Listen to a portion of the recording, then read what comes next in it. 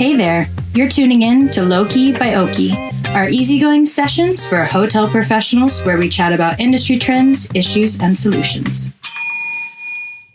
Hey everyone, warm welcome to LowKey by Oaky episode number 2. I am extremely happy to be joined today by two legends when it comes to upselling, Mr. Rupert Gutteridge and Penn. I actually don't know, what's your last name, Penn? Chai. Like Penn the Chai. tea. Like the tea, very good. I'm a tea guy myself. Hey, for those of you tuning in new, LowKey by Oaky is a podcast, we're a series that we're releasing, talking in a chill manner about interesting hotel concepts and things and anything regarding hospitality really that we find fascinating. Obviously, we're an upselling business. Today, we're going to talk about a really interesting topic around how to create an excellent upselling culture. What is that? And all kinds of things around it. But before we begin, I'd love to introduce my amazing people that I have sitting here next to me. Penn, why don't we kick it off with you? Thank you so much for being here, first of all. Thank you. Yeah, great to be here.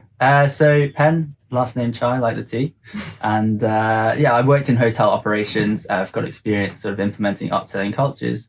And quite excitingly, I have been sort of working on developing front office e-learning training for a certain company. You sure have. You were busy all day yesterday. It was up. Very cool. And Rupert? Rupert Gutteridge. So been here at Oaky now for over a year. Seems a lot longer than that, Erik. But anyway, it's great to be here, and I love the introduction of being a legend in the industry. Dear me, I think he's referring more to my age than my capability. But anyway, loving to be here. Looking forward to this exciting conversation, and let's see where it goes. Awesome. Make sure to speak with your nose touching the thing so people really hear you. We like to kick it off in a bit of a fun chill mode, so with some fun facts about ourselves. Maybe I can start. Not many people know that I'm incredibly flexible, and actually I can go down and make a split. I will show you after the podcast, but I don't know if we're going to have it on video. I don't know if I can actually walk nowadays. But I'm like, when you Google these people who are super flexible, who can like take a golf club and just swing it back. That's me. I'm not entirely sure I want to see that. The challenge could be doing the splits whilst doing the podcast. Whilst doing an upsell. Whilst upselling. There we go. Selling a new yoga class. Fun fact about me. Let's see. I was in a Japanese music video. Nice. I'm not going to tell you the name of it because then people will start looking it up. What did you do in the video? I was a bit of a child prodigy, so I was quite young. Interesting. I looked quite cute back then, not now. What do you mean by prodigy? Like you were a whiz kid? Oh no, I was just I guess I was good at looking like a cute Japanese child. That's a good thing to have. Nice. Cool. Nice. Rupert, what's fun about you? Judging by the way you're laughing, far too much. But fun fact about me, I don't know where to start. I guess, I'm in hotel technology. And the fun fact is, I don't know where that came from because I studied a bit of biology. But I guess the really fun fact, I suppose, is people say, what do people don't know about you? And I guess I drive a tank at the weekend. That's definitely pretty cool. Okay, there we go. That's the other thing about LowKey by Oaky. Whenever we hear the bell whistle, we go on to the next topic, and we jump right into the core topic. So, gentlemen, whoever wants to go first, what is an upselling culture? If we start there. Shall I? Yeah, go for it. Jump in. I think most people are aware of what upselling is where you try and sell additional products or services that sort of your guest or customer wasn't going to buy anyway. Mm-hmm. I think your definition then of an upselling culture is where you've got a culture that fosters that and encourages that. I think is a pretty succinct way of saying that. Yeah, I think it's good. So from my side, when we were a systems sort of provider and things like that, for specifically this upselling, we were very much focused, I guess, on the tools that sort of enable it. And it's really interesting to sort of hear, how often are we upsold to? That culture, does it really exist? Is it prevalent enough in hotels? It's got to be that we all like to be upsold to. And for me, that culture is one that is really important because it's driving the revenue, et cetera, et cetera. But where do we see it? Everywhere. Last night we were out for dinner and it's as simple as, what wine would you like to drink with that? I suggest this dessert pairs really well, or this side dish pairs really well. You know, the classic is you order a steak. Can I recommend the Malbec to go with that? Yeah. You know, people that love food and beverage, it happens to you every single day when you go to a restaurant, but it's just done in such a nice way that you probably don't notice. Well, Ben, make sure you speak into the microphone because I hear you dropping off sometimes. When you go to a hotel and you they are quite novice, they're not really into upselling. Maybe there's one person, but the rest isn't. Like, what are the first kind of key objectives to get the whole team to kind of embody such a culture? I think firstly, you've got to create a safe space. And, you know, certainly if you're working in a luxury environment, you are panicking a little bit before you speak to a guest sometimes. You know, I certainly had friends that back in their day, I know someone who was a res agent, and she had 3 months of training before she was even allowed to speak to a guest. So I think certainly having that training, doing scenarios, practicing with your colleagues, and practicing what you're going to say in different scenarios. I think if you're a novice, that's going to make you a lot more comfortable. You know, if you're a receptionist, you've got a million and one things to do at reception. You've got so many SOPs, so many brand standards, so many service standards. I think practicing and just making it sort of normal, you've done it a million times already, that's going to make you a lot more comfortable and successful at upselling. It was interesting. Last week, I think it was, I was at the Global Revenue Forum, and we had a panel with a couple of really interesting guys, Clement from Accor and Kurt from the Shangri-La in London. And they were relating their stories around the whole upselling experience and everything else. And it was really interesting to hear their views around what's important, what makes it a complete culture. And it was really interesting to hear, you know, that culture exists from the customer walking through the door to the front desk agent, easy for me to say, front desk agent who's working, you know, behind the scenes there, looking to improve that, and they're motivated by the sort of financial incentive they're given for upselling. The customer's really excited because it's improving their customer journey. The revenue that's being generated makes the hotel manager delighted, and it was interesting to see how this culture just is, well, as the word suggests, spreads throughout the hotel, touching every kind of aspect of it. And the difference is, no matter what hotel standard it was, whether it's a 5-star luxury or whether it's more of your economy brands or whatever, they're all trying to get behind this kind of upselling culture. And you know, one thing they mentioned, which I really took with me, is you can only be really great at upselling if you're like super proud and you understand the product that you're selling. 100%. Right? 100%. Like, I had the most amazing experience when I bought a MacBook in the States many years ago.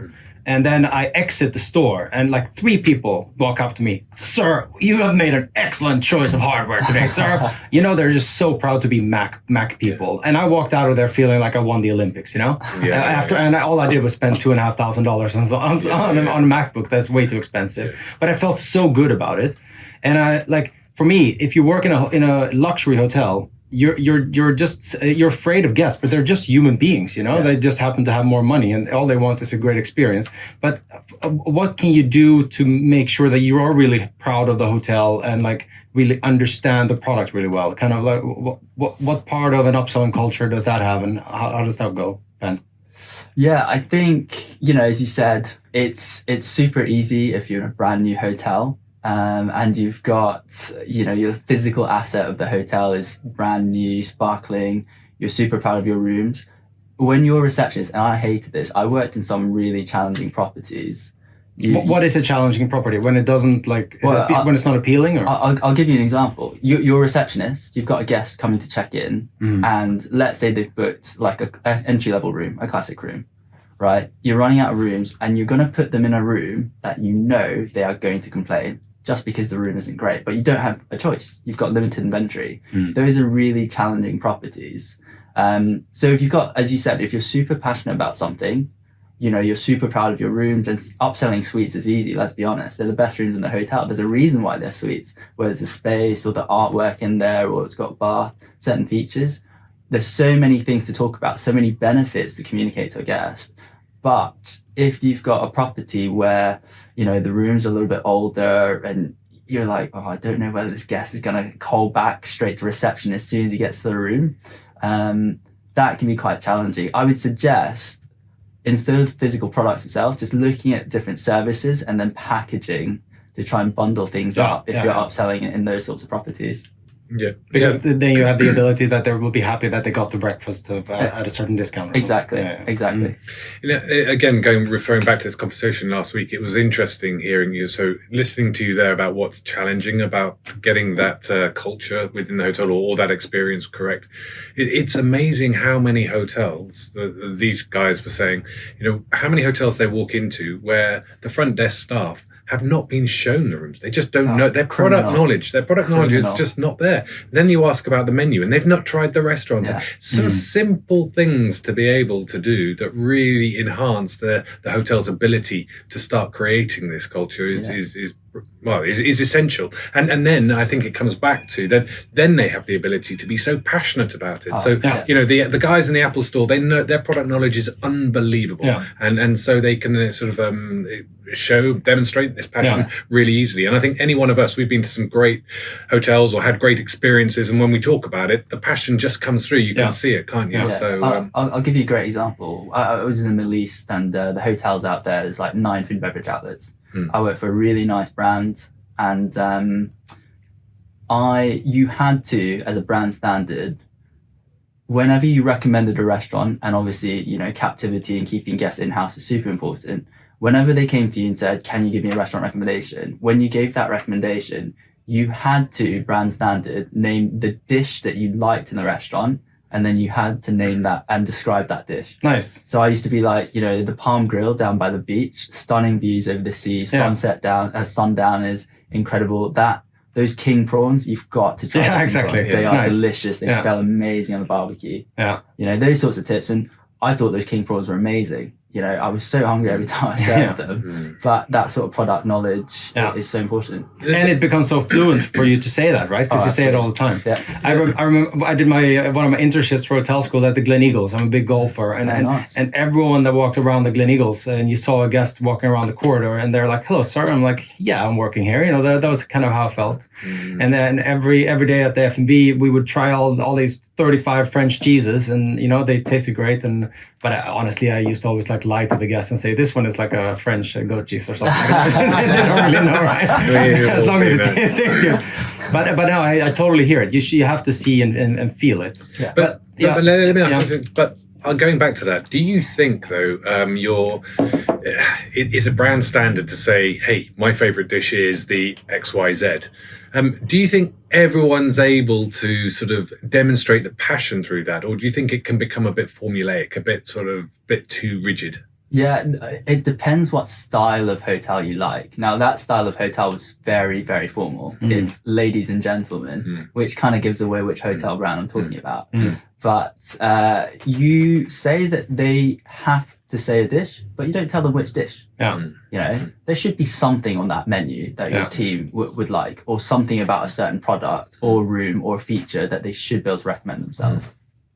No, it's interesting because, you know, we see it all the time, you know, people who are really passionate. But let's come back to how often do I experience it? You know, that's the big thing. I mean, I see the value of upselling. I love being upsold too. We went for dinner last night and had a great experience because the people were very passionate about their product. But too many times I go into, so you say, an average hotel or whatever, or an average shop or whatever, and it just becomes too structured, and then it's really off-putting, I would say. It's like they're really trying to force a sale down your throat. Oh, definitely. I mean, but on that, I was talking to a GM for the Hilton here in Amsterdam, and he said, my best front desk upseller is an Indian guy, super broken Indian accent, but he just says the same thing all the time, and because of that, he has a certain conversion rate, and he's the best guy in my team. So he's not charming. He just says the same thing. You know, I don't know if that's the right way, but at least it's consistent, and you will hit the sweet spot and timing at some point, right? I don't know if it's how you would say to do it, Penn. Probably not, but it's better than not doing it at all, I suppose. True. I mean, I'm a strong believer in, you know, when it comes to service, tailoring and bespoke services, you know, each guest has their own preferences. Each guest wants to feel special. It's no different with upselling. You've got to tailor that offer specifically to them. It just sounds, this guy's probably very successful, mostly because he's persistent, if nothing else, which is key as well. Yeah. But I would assert that he could probably generate more revenue or more sales if he was tailoring the offers to these guests.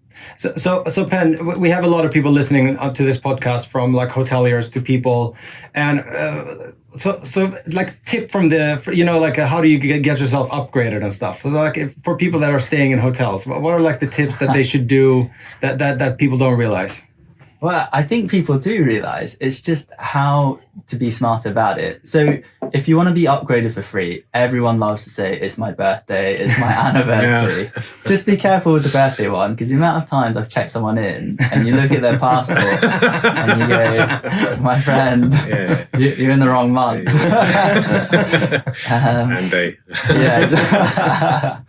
Yeah, absolutely. But, if you are nice to receptionists and you make little hints. Now, the hotels with that top service culture, they are looking for any opportunity to make your stay special. Yeah.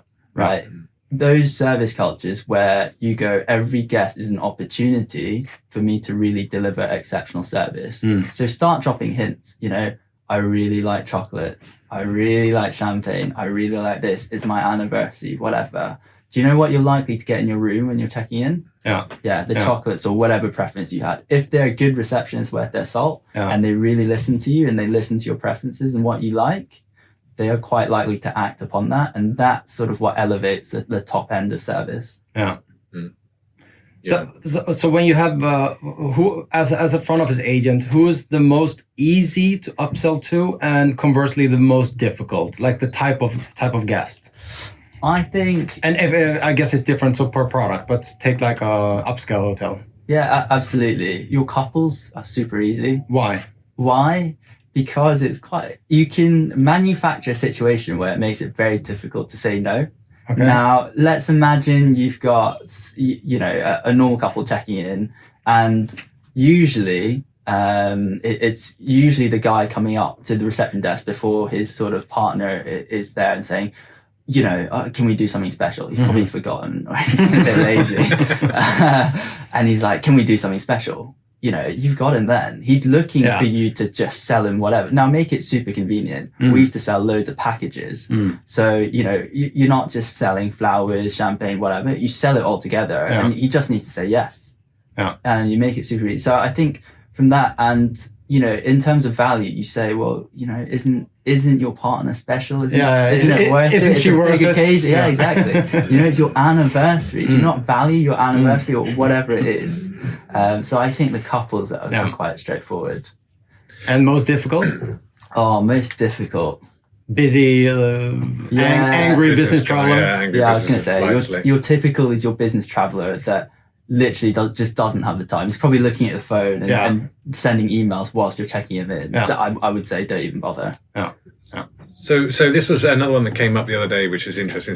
So how do you deal with the situation though, where I'm the front office desk agent, checking people in, and now there's a queue beginning to form. And I'm thinking, and people are beginning to be agitated. And I'm thinking, I just need to check these guys in, get them to the room and out of this queue. But you then think, I don't want to lose the opportunity of upselling. Yeah, you're absolutely correct. As a receptionist, that sort of 2-3 p.m. period and those queues, I would liaise with your team. I would liaise with you. It's all about teamwork, right? If you are dealing with a guest and you are that busy, if it's two people on reception, you're absolutely going to struggle in practical terms. And realistically, most people will say that operations comes before upselling, because upselling they will see as an added bonus, whereas checking people in is basic service. So I would say get more people on reception, and it's a conversation that you need to have about staffing. So that's what I would say. Just get more people on the desk, even if it's for that 1 or 2 hour period, just to make it more feasible. I'm going to stop you there. Sure. The bell has rung, gentlemen. So soon. I know that 15 minutes just flew by, but we have time for some really interesting things. We're actually going to go over to the next piece of the puzzle, and that is the shameless plug. You can talk about and brag about anything that you wanna highlight and market to the millions of listeners of this podcast. Rupert, do you want to go first this time? Oh, this one's easy for me. This was so easy, and I can't wait to shamelessly plug our new front desk upselling tool. we recognize the value of this. We've spoken to our customers. We know how to do this right now. We've developed it. It's the door bursting to get out, and people are waiting in anticipation for us to get it live in these hotels. So I'm saying, if you're out there, if you're an Oaky customer and you're looking for front desk, don't be late. Join that queue now. That was shameless indeed. I'm proud of that. Very good. I was going to say, yeah, some people feel no shame. That's fine. That's what the shameless 5-minute plug is about. What about you, Penn? I mean, I absolutely, I've been working on that front office training, so I'm super excited about it as well. I will say, though, from a shameless side, that I will get in a lot of trouble from my company if I don't mention them. So I've got to plug Heyward Group, which is a company that I work for. So as one of my bosses likes to call us, the anti-consultant consultants. He obviously thinks he's super radical. And when he hears this, he'll probably shout at me. But so we've got a range of sort of expertises within our operations, revenue, marketing, and delivering bespoke training. And people talk about there's a sort of labor shortage around. We're saying that there's going to be a skills and expertise shortage shortly as well. So that's what we do, deliver bespoke training. Well, let's shout out to Michael and Barry there as well. And, that's why we've got you here, a good bunch of people. And I will gladly stand up and say what a lovely company it is. So, perfect. For sure. Thank you so much for being here, Penn, and being a part of Heyward Group. It's been amazing being in the works with you guys so far, and we're looking forward to a great partnership moving forward. 100%. I guess from my side, we don't have much time, but my shameless plug is the same as Rupert's. It's a new product that we're bringing to market together with partners such as the Heyward Group, and for us, it's really like it feels like Oaky in the early days, except we have an amazing team with so much resources and we have so many customers we can get feedback from. And it's really been like being customer obsessed in terms of how we built this product. And I really believe it's going to change the way that front desk upselling works. It's extremely, extremely exciting. On that note, and we're almost there, Penn or Rupert, do you have any person or hotel that you really admire in the industry that you'd like to share? Oh, we had this chat last night, Rupert, but why don't you go ahead first? Oh, no, well, the thing is, when you've been in the industry as long as I have, you do get the privilege of coming across some pretty inspirational characters along the way. And there's Robin Hudson, there's Sinclair Beecham, to name a few, who have set up these sort of small companies. But I think the thing that I admire the most in those sort of characters is there's lots of successful hoteliers out there who've done an amazing job. But it's when you get to know them and you hear the story and you see where they've come from, you've seen how they've built their businesses, the attention to detail. I'm just going to say too many to mention. Let's hear from you, Penn. Cop out. I'm looking at this more from an operational perspective, and I certainly think in our industry you see the very best and the very worst of people. Now let's focus on the very best, because those are the people that I admire. You go through some super challenging situations in hospitality. Anyone who's worked in the industry knows, there's crisis, and unfortunately more often than not there seems to be a crisis than just a normal running day. Flawless like a swan out front, but back of house in the back office you're furiously paddling sometimes. So I take my hat off to all the managers and all the people that I worked with, that no matter how hard it got and how much expletive hit the fan, they could just carry on and it brought out the best of them, and they could really bring out the best in everyone else as well. So hats off to you guys. That's awesome. And I like now listening to you, I was almost thinking it's a political thing. If you say one, you're going to feel bad that you forgot someone else. But it just made me think, having started Oaky, you really need those early adopters to even get anywhere. And so a shout out to a couple of hoteliers who I think have been absolutely amazing and pivotal to where Oaky is today. Starting maybe with Hans Vugts and Jeroen at Hotel Casa, who was one of our absolute first customers. Jelle Landman, who was actually our very first customer in a 3-star hotel back in Antwerp. Daniel Frey has been fabulous director of revenue at H Hotels. Clinton Campbell, who used to be with Apex and is now with another company. To only name a few. I mean, there are indeed way too many to mention. But without people like that, we would never be where we are. So it's thank you guys. And that's it. All right, from my side, wow, what a great conversation. I think everyone now will get free room upgrades, so I think we can leave our product at the door and we don't have to sell that anymore because now people know what to do. There will only be birthdays and anniversaries going forward at every single hotel. Penn, from Rupert and mine and Oaky's side, thank you so much for coming by. It's Pleasure. been amazing being consumed by your wealth of knowledge and wisdom around this topic, and really great to meet you. Thank you so much. And to all the listeners, please stay tuned for episode 3 of LowKey. We don't know what it's about yet, but we'll see.